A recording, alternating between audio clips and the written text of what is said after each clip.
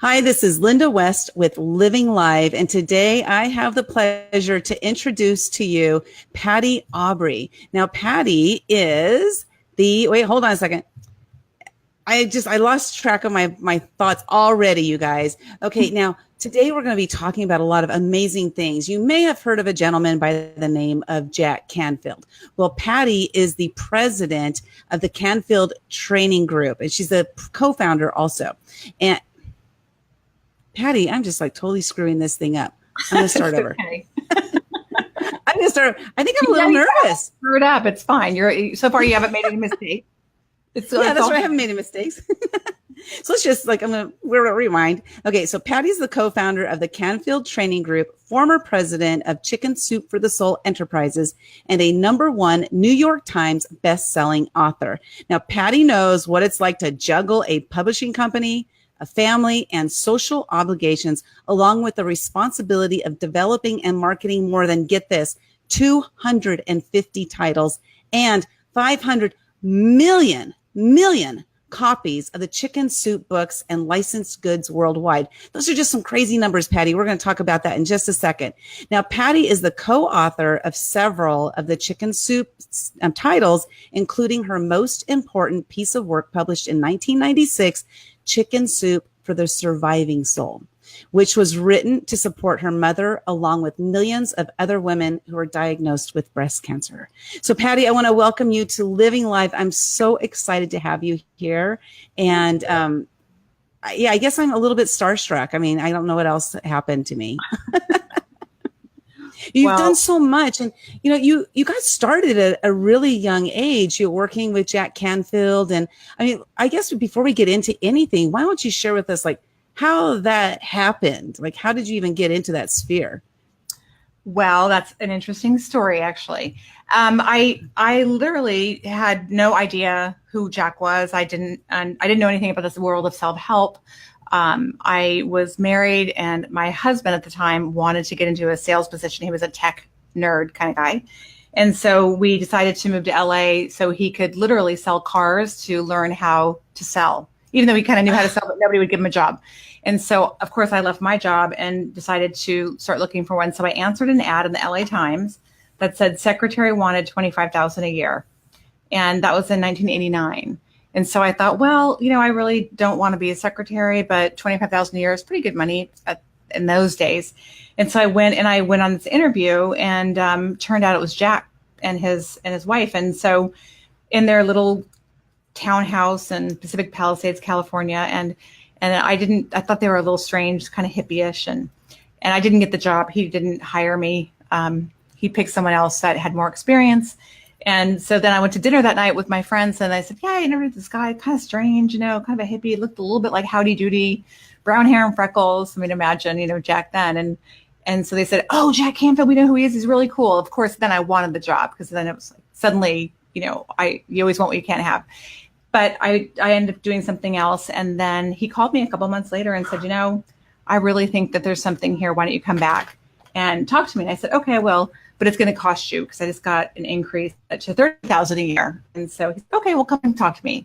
So I thought, wow, he's nice and he's kind of easy. And I was making all this stuff up, of course. So I went and interviewed with him, and he hired me. And that was that was 30 years ago next month. So started as a secretary, kind of took over very quickly on the operations side, understood business and technology, and started to do all of that. And then we started Chicken Soup about a year after that. And and as we got into that, we were doing one book at a time, and I ended up getting the title of president of Chicken Soup. So that's how it began. That's awesome. I love that story. And so you were just faking it till you made it? Pretty much. Well, I wasn't really faking it, because Jack was coming from a background of education. He was teacher, and we were just kind of archaic the way he was kind of running the backside of the business. So I was able to bring it up to speed. And coming from a family with an alcoholic father, not mean, but definitely I learned how to really acclimate and be flexible to any situation. I always became the mediator in any situation. So I sort of became the mediator in Chicken Soup, because we had 4 partners and we had a publisher. And so somehow I just fell into that let's make nice everybody. Because if you've ever seen, we say, if you've ever seen the A&E special on the, Three's Company, where are they now? It was because somebody got greedy. They didn't appreciate each other. There wasn't gratitude, and people blow up. So my job was to make sure we stayed sane in a way and got things done. And that was 250 titles ago. And I kind of I used to go from one chicken coop to the other when I would leave work at night and go home. And if I ever write a memoir, it will be called From Soup to Nuts. From the soup house to the nut house, from the soup line to the nut house, or something like that. It's interesting you mentioned, the alcoholic. I grew up in an alcoholic household also. It was, very volatile, abusive alcoholic household. And I never thought about it that way, but I tend to do the same thing where I'm able to like wrangle everybody in together and kind of make things work right. And maybe that's because in the household, we had to make sure things were copacetic. Otherwise dad might fly off the handle. So, we're always trying to make everything, nice and happy, I guess is the best way to put it. Yeah. So it made you become a mediator in doing that. I hadn't even thought about that. Awesome. Thanks for sharing. Yeah. Sometimes we don't realize what our skill sets are. And sometimes these things that seem like they're such a bad thing end up actually serving us later in life. So I was lucky my dad wasn't abusive, but I was constantly sort of managing the moving parts and making sure he was going to get home on time, or where was he, and that kind of stuff. No child should have to do so. Right. So that's where I got. But the skills you learned from it, right? So you can like thank it, bless it, and move on. Right. Exactly. So let's talk about the Chicken Soup for the Soul series. So first of all, so who came up with the title? Well, Jack came up with the title, but before he came up with the title, he literally came back to the office one day and said, every time I go to a talk, people ask me if I have these stories in a book. And I always say no, but they're on my tapes. And mostly women would say, well, that's great, but I'm not in my car long enough to listen, because they were just dropping kids off, going to the store, coming home, things like that, where typically men were commuting longer to their day job. This is a long time ago. And so he said, maybe the universe is telling us to put these stories in a book. And I said, okay. So we just started collecting stories from all of the speakers that we knew around the world, basically, and said, what's the best story you have? What's the one that moves people to tears, makes them believe it's possible, gives them goosebumps, makes them cry, whatever it is. Usually your opening or closing story. So we started there, and then we edited those to an inch of their life. And then we collected more. And so about 3 years into the process, we were pretty close to having a book done. And then we went out to look for a publisher, and nobody wanted the book. They basically said, blood and guts is really what sells in America. Nobody wants this nicey nice stuff. So we had a really hard time staying motivated, but we knew that the stories came across well because Mark and Jack were both telling them on stages around the world. So we were pretty sure we were onto something. So we stuck with it. And then at that point, the job was to meditate every day to come up with a title. And Jack did. He said, what do you think of Chicken Soup for the Soul? And I said, I think it's a great title. At the time, it was so before thinking big, and we didn't have this grand plan to have all these books in the market. We really were saying, what's one thing we could do to catapult our career, to get higher speaking fees, more gigs, and make life easier? Well, if you have a best-selling book, typically that will happen if you're an author, speaker, trainer. And so we were kind of just at that place.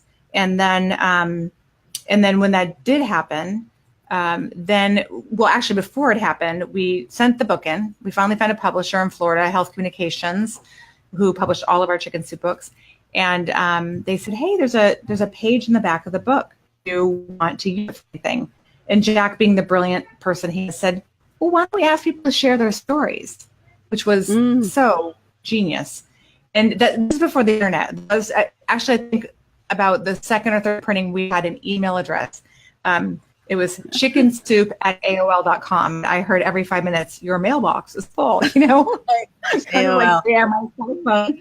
And so we put that in the back and said, share your story. And before we knew it, we just started getting buckets and buckets of stories in the mail. I mean, where the postman would basically say, can you move downstairs? Like, you're killing me. Oh my gosh. Because we got so much mail. So then, so we started to read the stories. We started to work on a second helping of Chicken Soup.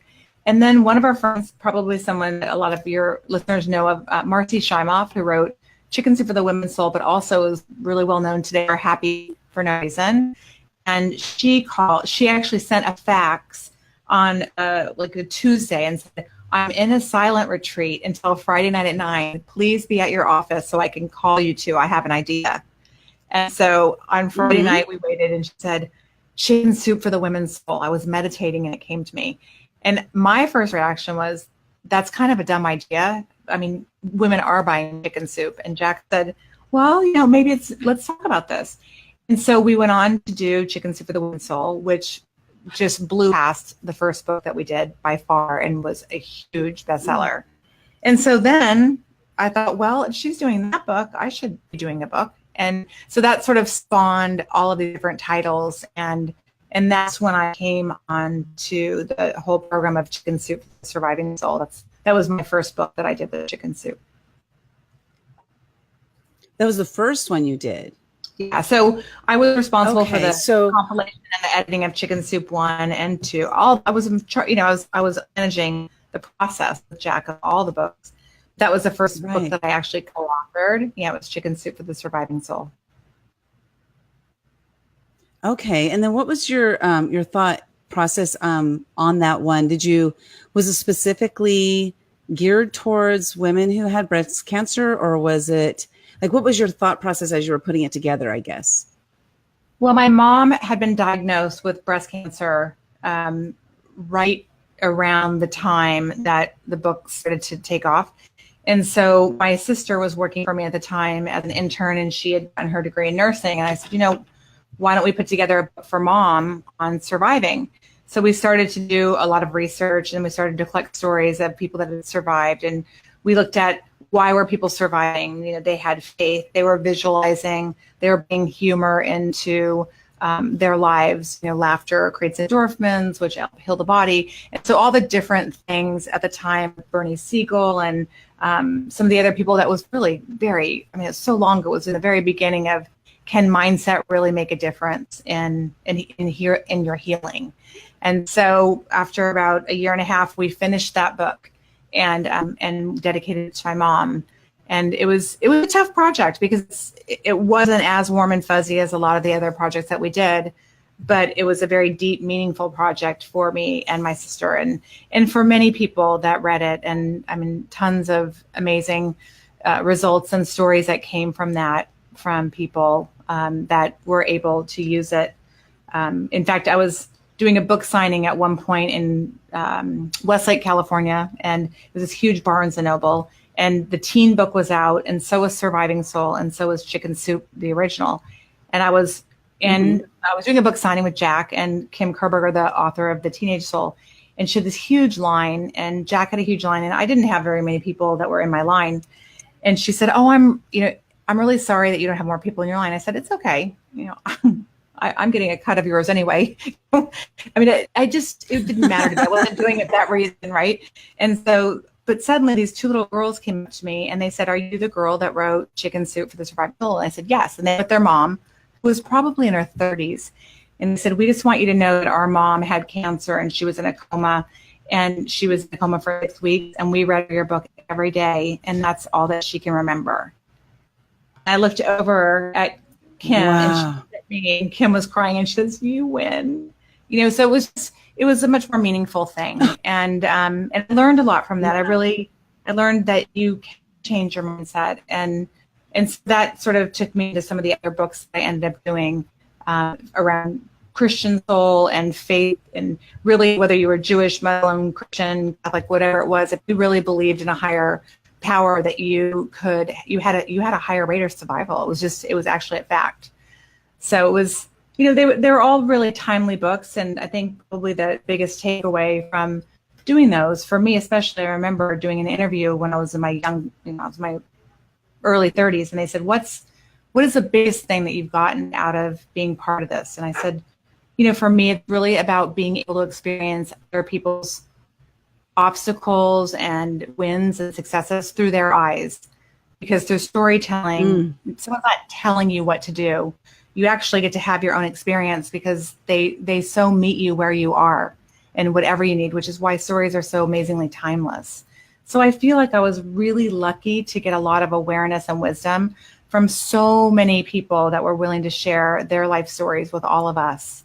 And those books never would have happened if it wasn't for people being willing to share their own vulnerability, their own struggles, their own wins. So it was quite an experience at that age.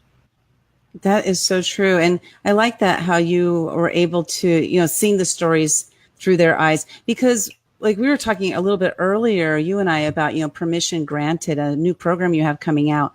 And, just thinking about that, it's like when I tell a story through my eyes, which can, like, let's say we talk about permission as an example. What does permission mean to me? It means something totally different than it does to you. But maybe if I impart my story to you of like what it means to me or how I've used it in my life, or just a story or some sort, maybe it might spark something in you to say, you know what? Maybe I need to look at this a little bit differently. So that's what our stories do, right? Is they help to unwind different, things that we have tied up in our heads and, the knots in our heads. So, first, I want to thank you guys so much for putting, those books out there and then continuing to do it. Your fortitude to keep going and finding a publisher that would actually publish the first one, because that's what catapulted all the rest of them. And now you've, 500 million, or are you guys approaching 600 million? What are the numbers now?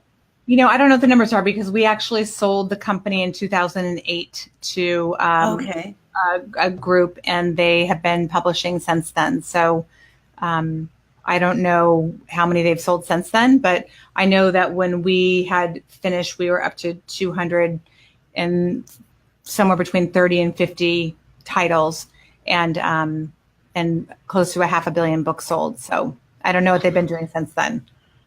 Wow, that's absolutely amazing. Well, what point did you guys know that it was going to be big, or did you?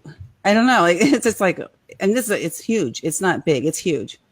It was such a surreal sort of situation on lots of levels. I mean, we started to think really big, and we said, we're going to sell 5 million books by this date. We're going to have a #1 bestseller by this date. And I used to joke and think, I think someone has a crack pipe and they're not telling me that. I mean, there were such big numbers, and Jack was this very grounded person coming out of education, and Mark Victor Hansen was this pie in the sky, multiple sources of income, crazy, big, huge thinker, Becky Fuller student.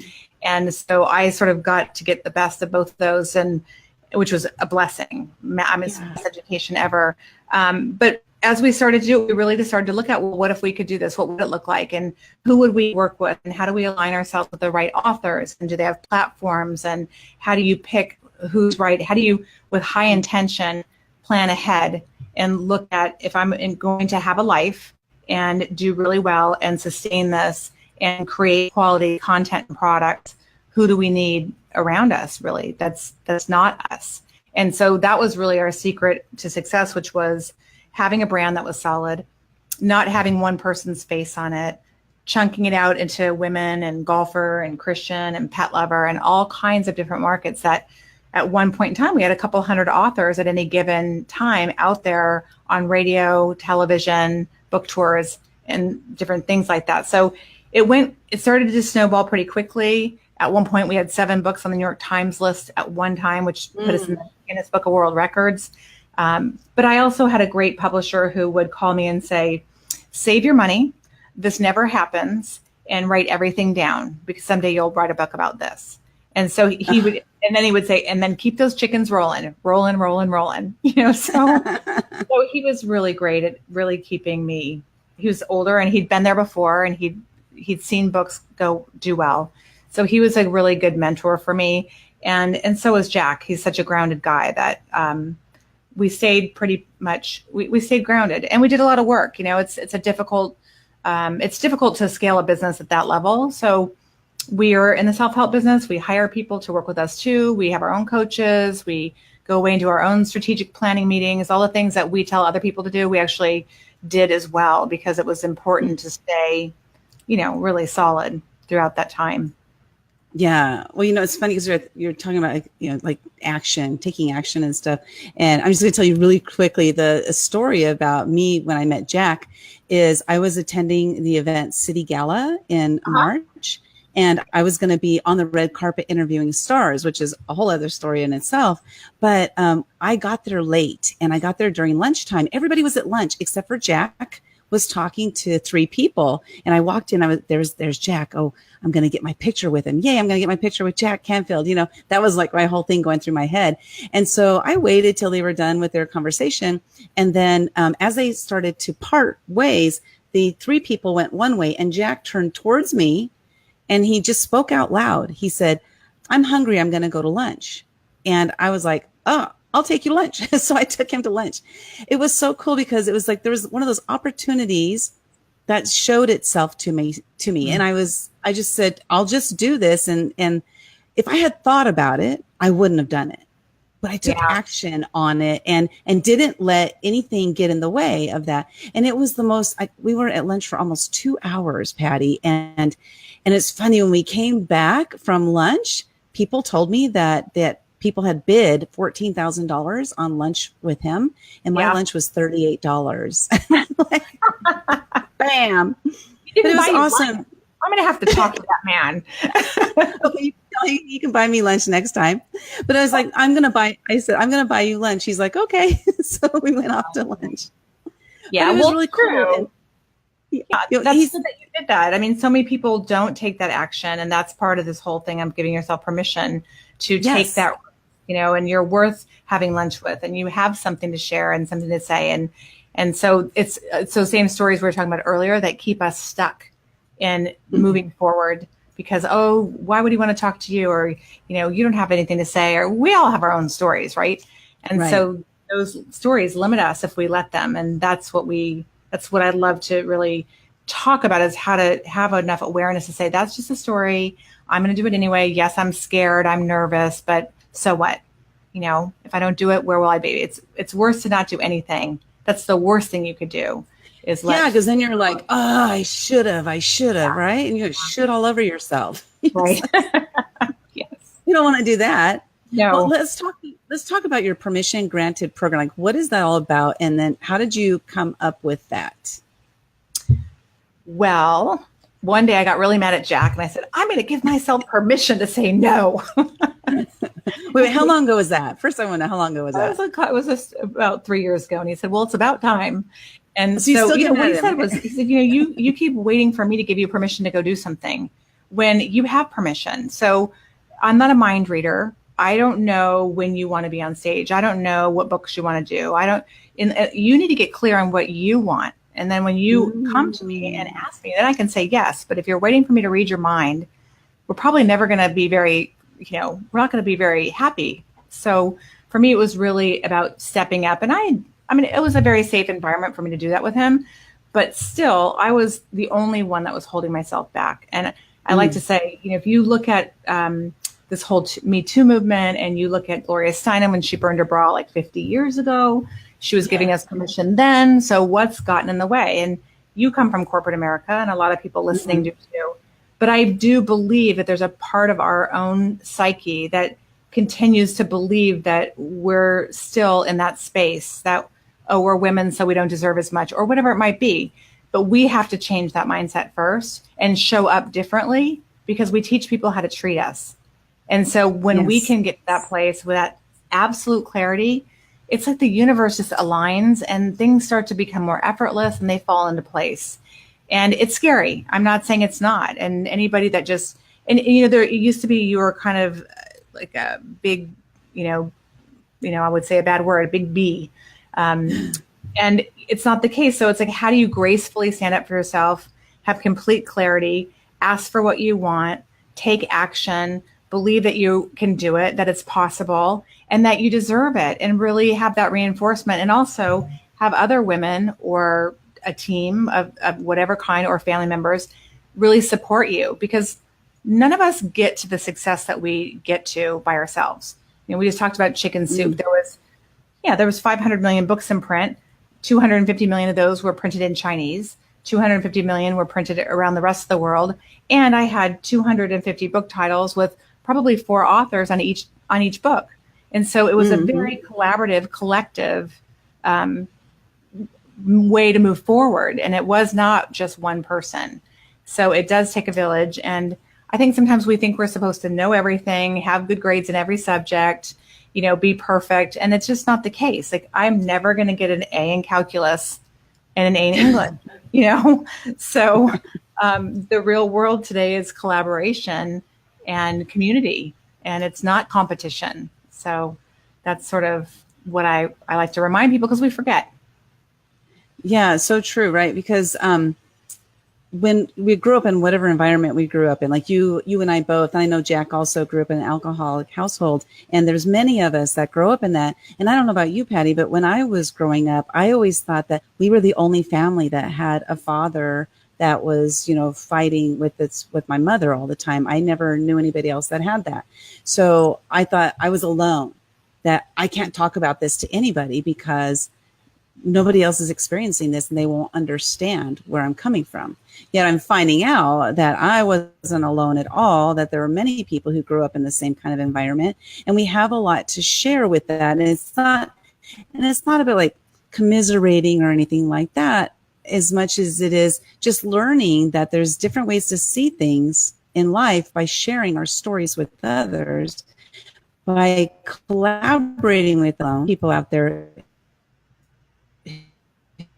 who might want to collaborate with you on whatever it is, and then grant permission to just put yourself out there and do it. It's true. And, I was the other side of that story. I thought that everybody just, their parents or their dad came home and drank and crashed his cars every now and then. And I thought that was normal. So I didn't think anything of it. And which is the other side. And then when I got out to the real world and started to get into the world of Canfield and self-help, and went, wow, maybe this isn't so normal. So we all have our stories about what's normal, what is all of that look like. And so it's really more about like, well, what if none of this were true? Or Byron, Katie, how do you know this to be true? So really just being open to a whole new way of doing anything and everything, having a blank slate, starting over, redirecting. You're tired of one world in a corporate, you want to get into a different kind of world, bridging that gap, but being open, because if we're open to things, they will show up because they're there already. But it's the stories that limit what we see and how we think. And so by just affirming that I'm available to see these things, and I don't know if you've ever seen that video that Jack shows of the gorilla. But so often we miss the gorilla, when we're so laser focused on what should, as you said earlier in the interview, how things should be. Well, maybe they shouldn't. Maybe they're just perfect, just the way they are. And that's kind of how I would want listeners to just practice for a week. If everything was just perfect, just the way it was, and I'm going to learn from whatever it is, what would my life look like at the end of the week, and what awareness is what I have, and maybe how could I make it different? I love that. Just like for a week practicing that, because then maybe after practicing that for a week, you'll actually incorporate that into your daily life, possibly. You never know. Got to take action right? somewhere. Yeah. Right. Yes, it's just about being aware, having that awareness of what's going on. And you guys, I wanted to let you know that if you go to Patty Aubery, AUBERY.com, she has a free download for you. It's a free guide on turning your dreams into goals. So do you want to give us like a quick tip on that? Like how we can turn our dreams into our goals? Sure. So lots of times we think like, oh, someday I'm going to do this, or someday. And lots of times we set goals if we're setting them at all. If we don't set them at all, our likelihood of getting them is very slim. So when we do set goals, I like to say, just dream as big as you can, and don't edit your goals before you get them on paper or before you let them out of your mouth, because we limit ourselves by doing that. So dream as big as you can, write them down. This is a great little download and a great way to share it with your friends and start to practice it, visualize it, affirm it, and sort of own it. It's sort of like if you wanted a new car, you could just think about it, or you could go sit in one and smell it and feel it and do everything that you can to really kind of embody that. And you'll get there further, faster, with less effort, and definitely more fun. So check it out. That's awesome. I love that. And you know what I do when I write down a goal is, as I'm writing it, I immediately expand it, because I'm scared. It's like, if I'm not scared, the goal's not big enough for me. And so I will immediately expand it, and it gets scary.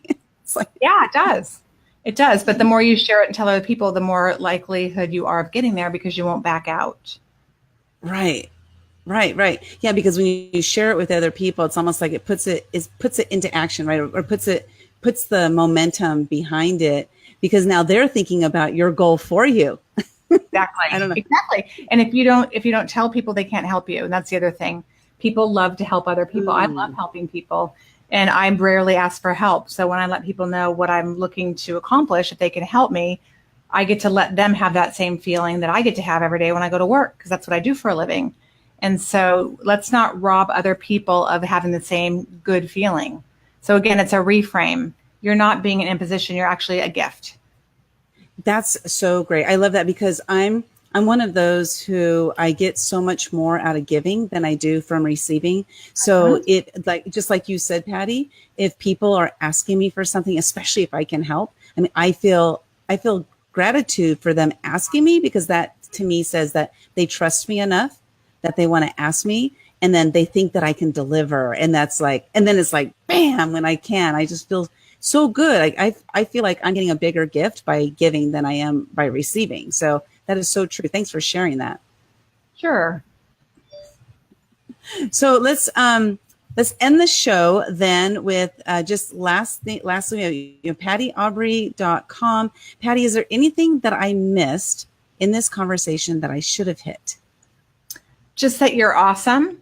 And thank you for inviting me on the show, and keep up the good work. And I think your listeners are probably very grateful and appreciative that you are bringing them such great messages. So keep doing what you're doing. Thank you so much. And I know that now you're looking for speaking opportunities. And so if anybody's out there that has any speaking opportunities for Patty, you reach out to me or reach out to Patty. And then we'll get her on stage because I know she wants to do that now because she mentioned it a little bit earlier in the interview. Am Every I now and right? then you'll see me on stage. Yes. Okay, there we go. I do a lot of small groups, but not too many big stages. But I am pushing myself just because it's uncomfortable. So I do more of it. It's okay. It's not bad. It's fun. Well, I'm sure that you're great in front of the audience and everybody just loves you. So I can't wait to see you on one of my stages. Yeah, there we go. Thank you, Patty, so much for being here. I really appreciate it. And that was Linda West with Living Live with Patty Aubery, president of the Canfield Training Group. You guys have a great day, and we'll see you next time. Thank you. Bye bye. Bye-bye.